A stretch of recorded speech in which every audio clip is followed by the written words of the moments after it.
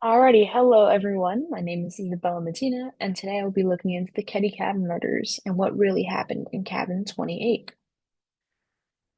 Alrighty, so Sue Sharp and her five children, 15-year-old John, 14-year-old Sheila, 12-year-old Tina, 10-year-old Ricky, and 5-year-old Greg, moved into a trailer after Sue left her abusive husband. This was obviously a very cramped place to raise five children, and she was on the search for a new home. About a year later, Sue managed to move her family into a cabin in Keddie, giving the family much more space to live in. This was cabin number 28, and the local sheriff happened to be the resident of this house before the Sharp family moved in. This was generally known to be a safe area. Okay, fast forward 5 months later to the evening of April 11th, 1981. Ricky and Greg had their 12-year-old friend and neighbor, Justin Eason, over for a sleepover. John and his friend Dana Wingate were at a party that evening and caught a ride back home between 10 p.m. and 1 a.m. Dana was staying the night. Sheila was staying over at a friend's for the night, and Tina was hanging out across the street at cabin 27. She stayed there until about 10 o'clock that night before coming home. As for Sue, the neighbors over at cabin 28, Marilyn and Martin Smart, the parents of Justin Eason, stopped by and invited her out for drinks at the local bar. Martin had also brought along an army friend, Bo, who was in town for the weekend. Since the boys were home, Sue decided against it and stayed back. Marilyn, Martin, and Bo then left for the bar, and that was unfortunately the last time that anyone remembers seeing Sue Sharp alive.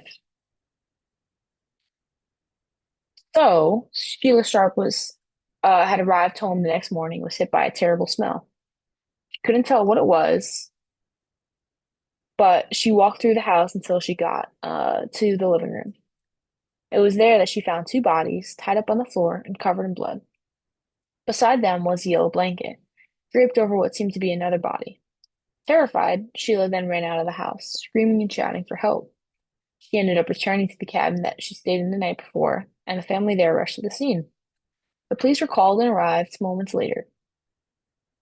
Three bodies were identified as John, Dana, and Sue. Remarkably, Ricky, Greg, and their friend Justin Eason were unharmed and found in their bedroom.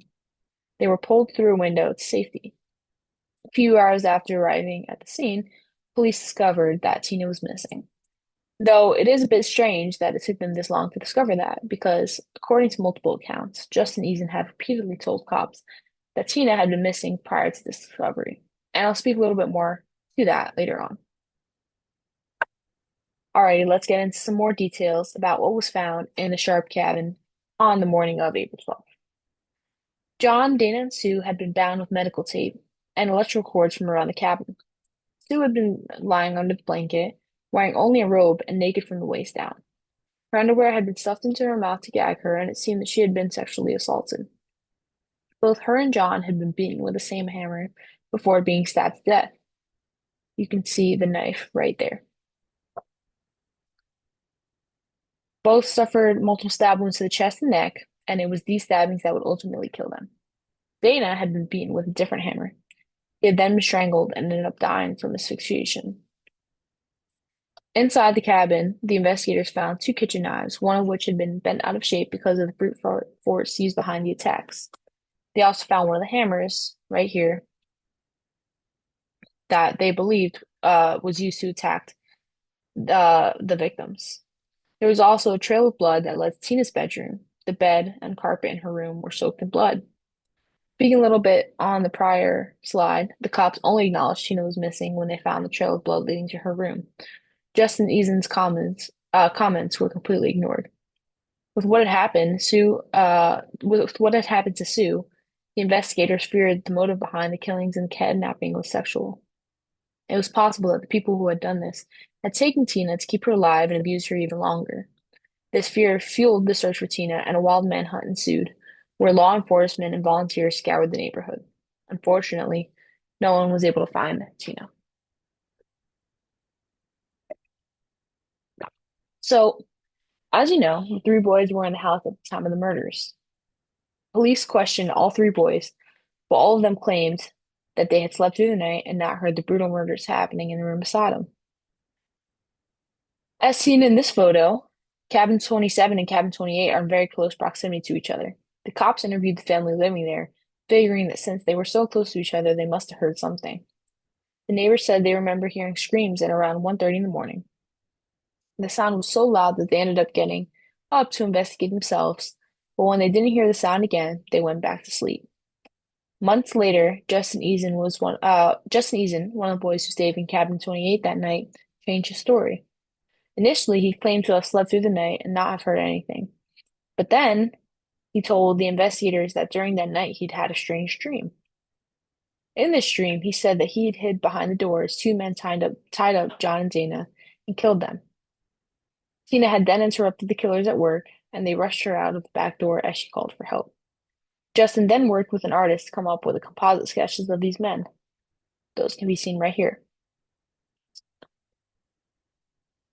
However, it should be known that the artist was a friend of the sheriff's and not actually a qualified artist, or even the one the department usually called they called to draw up the witness sketches.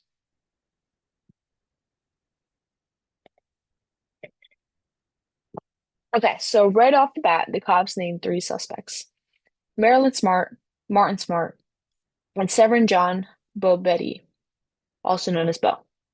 These were three individuals that invited Sue out for drinks that night. First off, I want to talk about the connection between the Smart family and the Sharp family. The two families lived in cabins that were close to one another and initially met at a typing class at Feather River College. The kids were friends, as this is why Justin was staying over at the Sharp house that evening. Marilyn often talked with Sue about how abusive and unfaithful Martin was to her, and Sue would offer her advice since she had been through a similar situation. Weirdly, at the same time, Sue was one of the women that Martin was allegedly involved with. It was a complicated triangle relationship. I want to speak a little more into Martin's past. At some point before the Smarts moved to Keddie, they lived with Marilyn's aunt, Joan Andrews. She told a member of the Plumas County Sheriff's Office that Marilyn told her of an alleged incident concerning Martin Smart when they were in Phoenix. She said, and I quote, Martin got into an argument with his father and went out and purchased items to make a bomb to blow up his father's house. She also claimed she saw Smart practice throwing a hatchet quite a bit and kept the hatchet in his residence. He also tried to purchase guns during that time. As for the domestic abuse, Marilyn said that her husband tried to run over her and one of her sons once, and in 1980 allegedly pulled a knife on her and threatened to cut her. Those were only some of the instances. Through all of this, it's very clear that Martin has had a history of violence and aggression. He has also had involvement with the drug game in Keddie, as that's the way he supported his family. He used to work at Keddie's backdoor bar as a chef, but he was fired due to his unsatisfactory cooking, according to the prior owner, Jan Alvin. Martin was also an Army veteran, and in the Army, that's where he met Bo. They both suffered from PTSD after their time in Vietnam. Bo wasn't a golden boy either. He had known connections in organized crime. He also had multiple aliases or identities. Bo was in Keddie that night visiting Martin for the weekend. As for these three alibis that night, after they invited Sue for drinks, they went to the bar and at some point left because the music wasn't to their liking. Once they returned, Marilyn ended up going to sleep while Martin called the bar to complain about the music. Sometime after that, Martin and Bo returned to the bar, leaving Marilyn behind. They claimed they left the bar a second time around 2 a.m. All three of them confirmed the story, and the bartender on shift that night was consulted and confirmed it as well. The investigators called all three of them down to the station to conduct interviews. The first interview was with Marilyn Smart. She told them that she and Martin had separated a few days after the murders because he was violent and abusive and had a vicious temper. She also told them that she moved out of cabin 26 the same day that the murders were discovered. They ruled her out as a suspect and interviewed Martin next. Due to his known vicious temper, the timeline of the night of the murders, and Marilyn leaving him that day, they were extremely suspicious of him. They ordered a polygraph test, and surprisingly, he passed. Since he passed the polygraph test, they just let him go. Martin then left the area. The interview with Bo revealed nothing, and they let him go as well. Bo also left the area. Okay, so a few weeks after left Martin, he wrote this letter saying, I've paid the price of your love, and now that I've bought it with four people's lives, you tell me we are through. Great. What else do you want? This is the closest we are ever going to get to a murder confession. Confession. Marilyn turned it into the police, and despite its obvious significance, it was dismissed by investigators and never followed up properly. It was then placed in a box in the station and wasn't looked at again.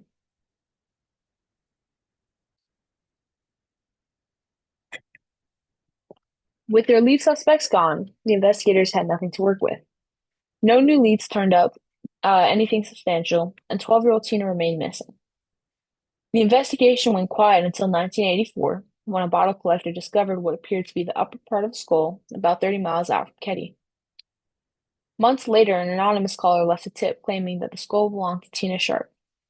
DNA testing revealed that the caller had been telling the truth. The identity of this caller was never determined, and the call wasn't officially documented. Now, what's strange about this? Where Tina was found was way off the dirt road in the wild. The location of her skull was the last place a bottle hunter would be looking for bottles near Camp 18. Also, according to different sources, Camp 18 is extremely hard to find. Those roads are not labeled, nor are they mapped correctly. So real quick, I want to add something onto this image right here. I'm sorry, right here. Um, this photo, taken on the same log where Tina's skull was, showed a pink cloth used as a ligature to presumably hold Tina's wrist together. Now, a few weeks after the murder, the Seabolts found a slinky pink pantsuit in the stream behind cabin number 28. This pink cloth found is presumably a match from that pantsuit. The cops tried to ignore this ligature in the pink pantsuit. They made the case that it was Tina's when in fact it was most likely Sue's. It's believed that the pink pantsuit was evening attire given to Sue by Marty. From then, no advancements in the case were made and the case was closed. Around 2013, then Sheriff of Plumas County, Greg Hagwood, reopened the Keddie investigations, hiring former PCSO detective Mike Gamberg as special investigator. Alrighty, so let's get into who is DMAC. His name is David Craig McNary and is commonly known as DMAC. He has been studying this case for over 15 years and has been working alongside Mike Gamberg. I want to present to you his theory. Let's start out with what DMAC calls the perfect storm. Everything, he argues, began to fall apart in early 1981. Marty Smart, dishwasher, unstable husband, and according to multiple accounts, a drug dealer, was fired from the restaurant at the Keddie Resort. Officially, it was because his cooking didn't fit their needs, but others believe that it was because he was using the restaurant to sell drugs. Whether or not that's true, he lost his job and with it the free rent in cabin 26. Just a quick side note, while he was working at the restaurant, he did not have to pay rent. At the same time, their family car broke down and they stopped making payments. In this storm of in this storm of financial chaos, Marilyn Smart found out that her husband Marty was having an affair with Sue Sharp, their neighbor in cabin 28. That discovery may have triggered everything. Meanwhile, Sheila Sharp's Sue's 13-year-old daughter became pregnant during the summer of 1980. The Meeks, close friends of the Sharps, particularly Sue, have always said that the father was Richard Meeks, Nina's son. But several of Dana Wingate's friends believe Dana thought he might be the father. She was obviously sleeping with several men at the time. When Sue put Sheila's baby up for adoption in the early 1981, which was against both Sheila's wishes and Nina Meek's wishes, who believed that that was her grandchild, created a lot more issues, or many more issues, I'm sorry. According to DMAC, it's very likely that Nina told Marilyn Smart that Sue had been sleeping with Marty, because she was mad that she had lost her grandchild, her possible grandchild. That would explain why, shortly after Marilyn kicked Marty out, he went to stay with an old friend, which is a character we met earlier in the story, Bo, uh, Boo Betty. Sorry, I always say that name wrong. And yes, let's actually talk a bit about Bo. Despite the official story that Marty and Bo met in the army, records show Bo was never stationed where Martin was. Bo had had a criminal record tied to the Chicago outfit, and his law enforcement and military files were riddled with falsifications. Marty himself was trying to scam the VA around that time, filing for PTSD benefits, despite his cushy military service as a cook in one of the safest areas in Vietnam. According to DMAC, D. Lake, a friend of Marty and part of the local circle, was pushing multiple people to file false PTSD claims, and he's the one who took Marty to Reno when Marilyn threw him out. So now we've got Marty, unemployed, exposed, and humiliated. We have Marilyn, who's betrayed, vengeful, and financially unstable. Sheila, who's emotionally raw after losing her baby, and angry at her mother for forcing the adoption. Nina, convinced her grandchild was taken from her by Sue Sharp. A house full of secrets, surrounded by people with motives. And this is where DMAC believes the murder plot begins to take shape. He doesn't believe um, that Sue was pregnant, even though that was a rumor that was surfacing around the time that she was pregnant with Martin's child. But DMAC believes that's a false rumor. However, he believes that the tension was very real. By the time April rolled around, the plan was in place. DMAC's theory is that the main goal was to kill Sue and to do it when the least number of people would be around. Easter weekend was perfect. Many colleges had lived in the cabins, and they would have been gone for the weekend. The bar wasn't crowded. The Keddie cabins were mostly quiet. That night, Sheila did something unusual. She chose to sleep next door at the Seabolds, something she'd never done before. Tina, who usually stays with the Seabolds on weekends, was instead sent back to cabin 28. He believes that Sheila told Tina that Sue had wanted her home for the night. Sheila then turned off the porch and streetlights by flipping the switch just inside the front door and unscrewed the light bulb. And that made the area around the cabin nearly pitch black. The killers, Marilyn, Marty, and Bo, entered sometime around 1:15 a.m. Neighbors had heard muffled screams around that time. They entered through the unlocked front door. Marty had lived in the cabin before. He knew the layout. And this was because at some point, while the sheriff had resided there, Marilyn had kicked him out, and he ended up staying next door with the sheriff because they were good friends. Okay. What didn't they expect when they walked in? Tina in Sheila's bed. What they also didn't expect? John and Dana returning home that night. The plan was falling apart fast. A violent confrontation followed. Sue, John, and Dana were bound with white medical tape, beaten, gagged, and tortured. The killers used knives, Marty's hammer, and a pellet gun. D-Max says they placed a cushion under the victim's head to muffle the sound because the floorboards were thin and it would have echoed hammer blows through the crawl space. Tina? She was either killed at the scene or abducted and killed later. Partial remains were found years later, but no cause of death would be determined. Three boys, Rick, Greg, and Justin, Marilyn and Marty's son, were left alive. DMAC believes once these killers realized Justin was in the house, they couldn't kill just one of the boys without killing them all, so they left them untouched to sleep in the bedroom. He also believed that Marty and Marilyn wouldn't kill their own son. And then came the alibi, what DMAC mockingly calls the lullaby. Marilyn, Marty, and Bo had spent the earlier part of the night at the backdoor bar, but instead of blending in, they showed up overdressed and flashy, polyester disco suits, sunglasses indoors, floor-length gowns. They made sure that people saw them. The story they told afterward, they left angrily after the DJ changed the music from country to rock, but no one's stories matched.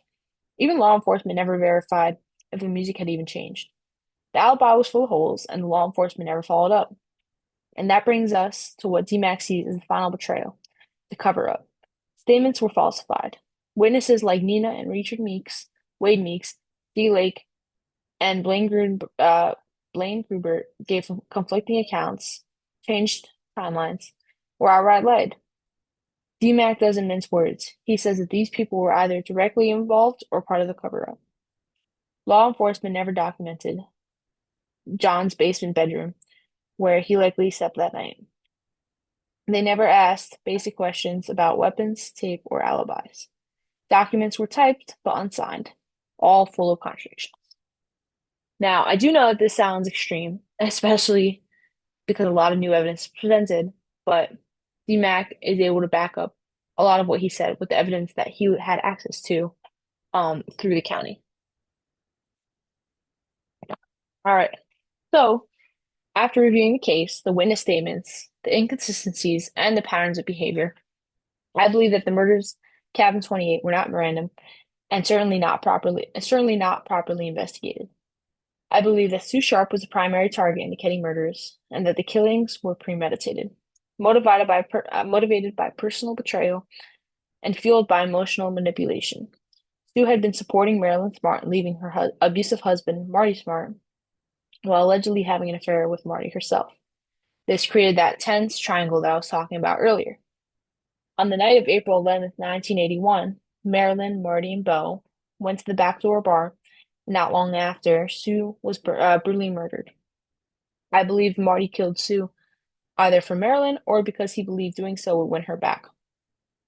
This is supported by the love letter Marty allegedly wrote to Marilyn shortly after the murders, which read, "I've paid the price of your love, and now that I've bought it with 4 people's lives, you tell me we are through. Great, what else do you want?"